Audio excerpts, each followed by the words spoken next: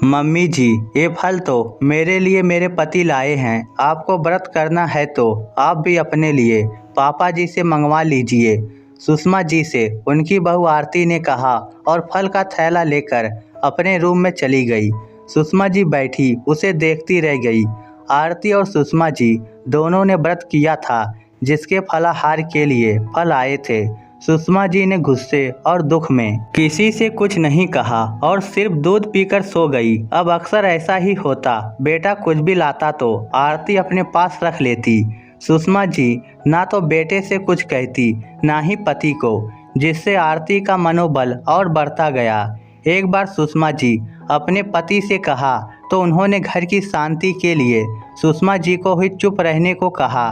साथ ही सुषमा जी की जरूरत की चीजें खुद लाकर देने लगे। आरती ने इसका खूब फायदा उठाया, क्योंकि आरती के पति बाहर रहते थे, उन्हें कुछ पता नहीं चलता था। आरती फल मेवे खुद खाती, बच्चों को खिलाती, जब खराब होने लगते तो बूढ़े सास ससुर को दे देती, कुछ बोलने पर अलग होने की धमकी देती।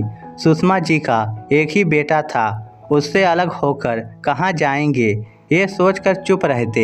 एक बार सुषमा जी का बेटा 2 साड़ी लेकर आया और बोला, हो सकता है कि दुर्गा पूजा मैं ना आ पाऊँ, तो तुम बच्चों के और पापा के कपड़े खरीद लेना और एक एक साड़ी तुम और माँ ले लेना। आरती ने देखा साड़ी बहुत महंगी और सुंदर थी।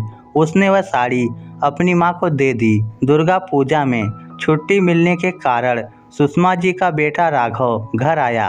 उसने घूमने का प्लान बनाया। आरती अपने मायके जाना चाहती थी, पर राघव बोला कि नहीं, मम्मी पापा भी जाएंगे, उधर से 1 घंटे के लिए तेरे मायके भी घूम लेंगे। जब सब लोग घूमकर आरती के मायके गए तो राघव ने देखा जो साड़ी वह इतने शौक से माँ के लिए लाया था, वह सास पहने हुए थी। राघव को बहुत गुस्सा आया, पर वह चुप रहा। घर आने पर उसने माँ से पूछा, माँ क्या वह साड़ी आपको पसंद नहीं थी? सुषमा जी को कुछ पता नहीं था। उन्होंने पूछा, कौन सी साड़ी?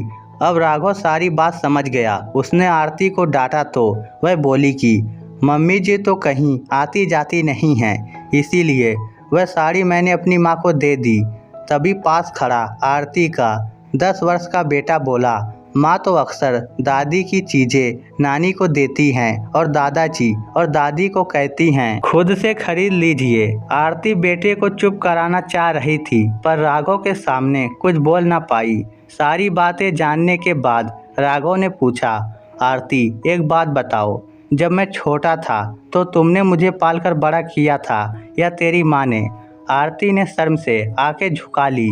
राघव ने कहा कि तुम्हें जो करना है करो, जिसे जो देना है दो, पर मेरी माँ के हिस्से का नहीं, क्योंकि आज तो मैं तुम्हें माफ़ कर रहा हूँ, पर आगे नहीं करूँगा और आज से माँ पापा की देखभाल मैं खुद करूँगा।